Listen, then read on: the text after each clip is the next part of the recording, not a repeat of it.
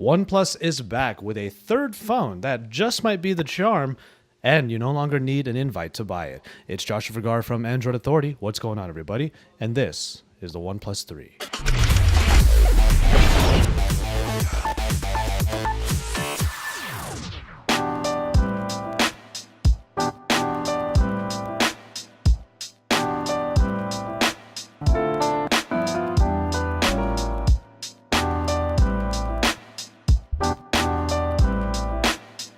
Now, before we get into the full review, let's get the specifications out of the way.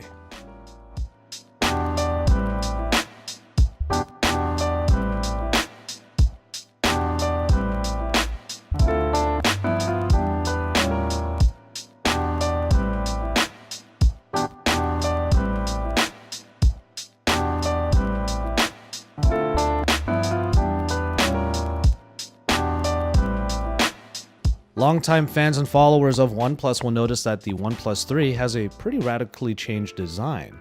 There's no longer a removable backing, and the backing is no longer of sandstone black material. Now you have a complete unibody metal design that is a little bit larger due to the 5.5-inch screen, but it's also incredibly thin. This is definitely a sleek and slender device with all of the different bits and pieces exactly where you would expect them to be. It's also quite minimalistic with only the OnePlus logo on the back right underneath the camera optic package. And on the top left there is still the alert slider returning from the OnePlus 2 and the OnePlus X. Handling is not too difficult an affair. Even in one-handed usage, it's not too hard to get from one side to the other, but getting to the top with this 5.5-inch screen is a little bit tougher, so you're probably going to be using two hands more often than not. However, the main gripe that is here is that the metal is quite slippery. It's a very smooth metal, and though it does give it a very sleek look, it might also sleek right out of your hands. And that is the reason why OnePlus probably gave us 5 different cases showing all of the different materials that otherwise would have been backings for the phone, but instead, these are all covers that you can snap onto the back of the device. Sandstone black is still a material that a lot of other companies aren't using, and now on the OnePlus 3, we simply don't have that anymore. What you have is a metal phone, much like plenty of other phones in the market today, and if you really want to have that better grip on the phone because this metal is quite slippery, you're going to have to use those covers, and that's a little bit of a nuisance, no matter which way you put it. And though we might be a little bit sad that OnePlus has stepped backwards in their design department, we do think that OnePlus has created what can be considered, though typical, a very nice looking metal phone.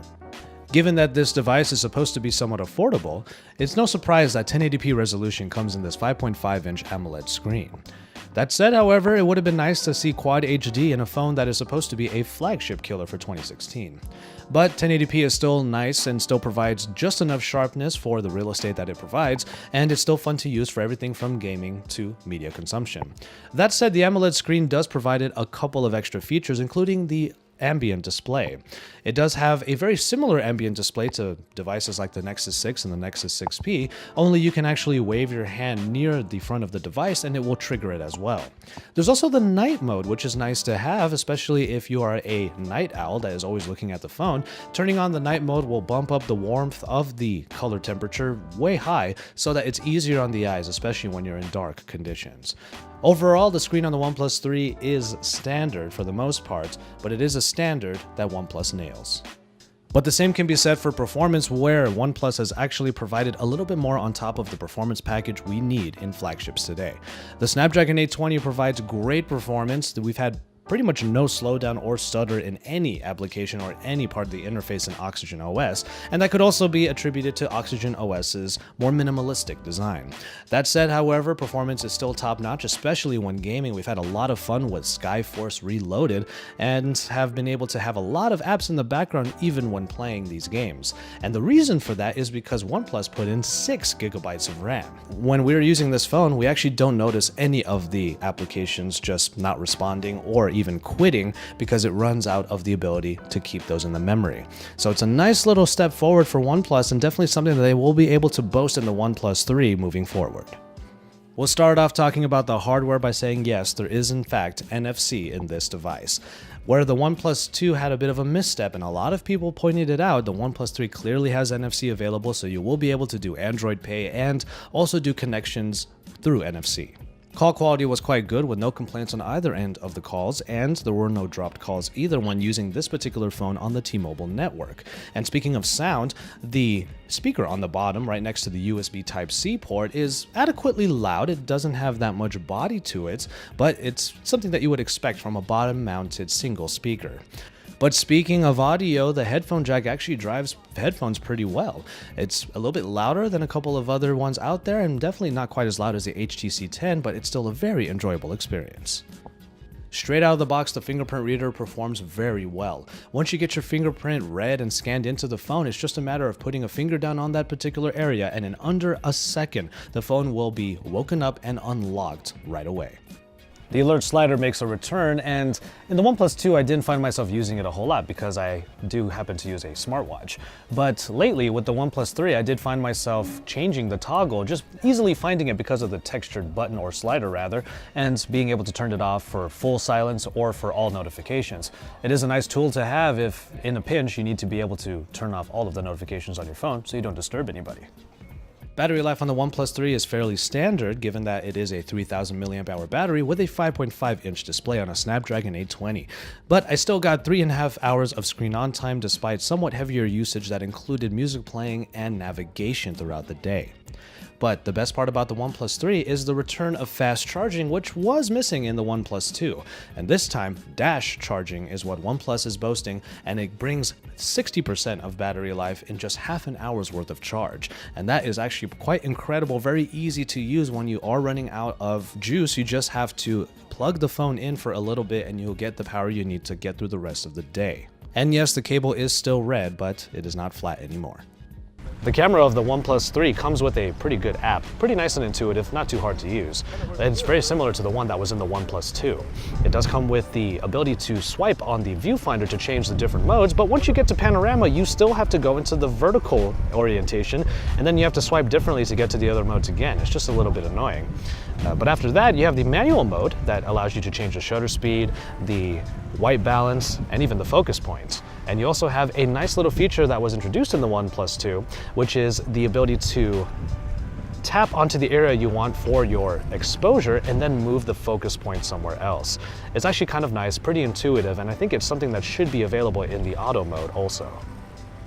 Despite some steps forward in the cameras, like having an 8-megapixel camera on the front, unfortunately the camera quality of the OnePlus 3 is simply average at best. The main reason here, especially for low light shots, is that at f2.0 aperture, it needs to have a longer shutter speed. Now, no OIS in the world is going to be able to compensate for a very long shutter speed, so if you have shaky hands, blurry photos can definitely happen. That said, however, overall quality of these photos also tends to be lacking, especially when it comes to colors in most shots. There are a few shots where the colors actually look quite good, but other ones, the colors have that lack of saturation to really take the vibrancy of the scene. This also happens in video. Now, though videos do tend to look pretty smooth, you do see the noise in these videos as well, despite this video being in 4K resolution. There are even a couple of other missteps, like in panorama mode, when the stitching over on the right side of this photo just wasn't done very well.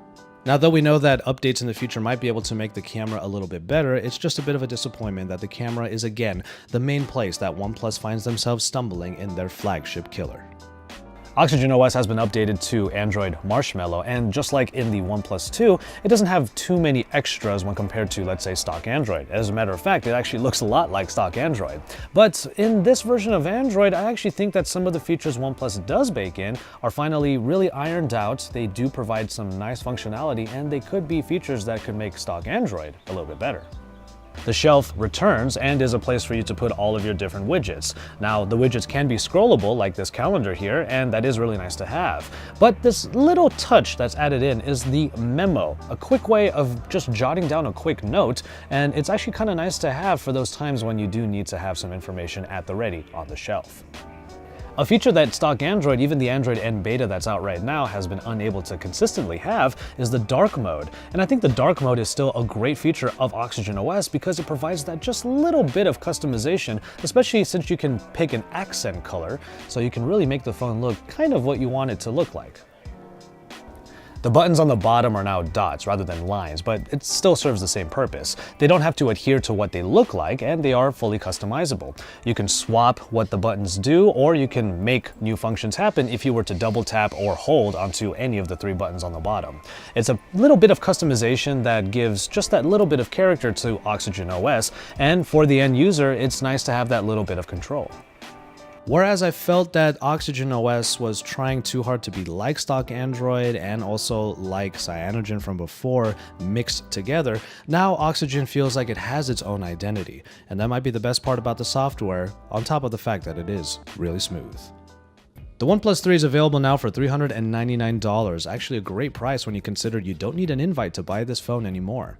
Overall, the OnePlus 3 does a great job of hitting all the right notes, especially for that price point. But the phrase we have to look at now is not necessarily flagship killer, but never settle.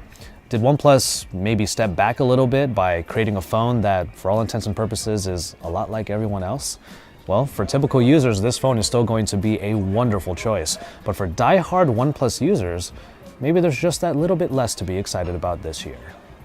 What happens when a phone manufacturer takes all of the flagship conventions and puts them in a package that is not only nailing those conventions, but is actually really affordable? Back in the day, we called that the OnePlus One. And I think that the reason the OnePlus 2 was a misstep is because they lost sight of that philosophy. Instead of providing the best features for a good price, which is their claim to fame, they tried to put in features that were forward-thinking but not fully fleshed out. That has changed now with the OnePlus 3, that melds the philosophies of the OnePlus One and the OnePlus 2 together. But in doing so, OnePlus had to make a couple of compromises, and maybe they also needed to create a phone that appealed to pretty much everybody, and to do so, they had to bend to convention.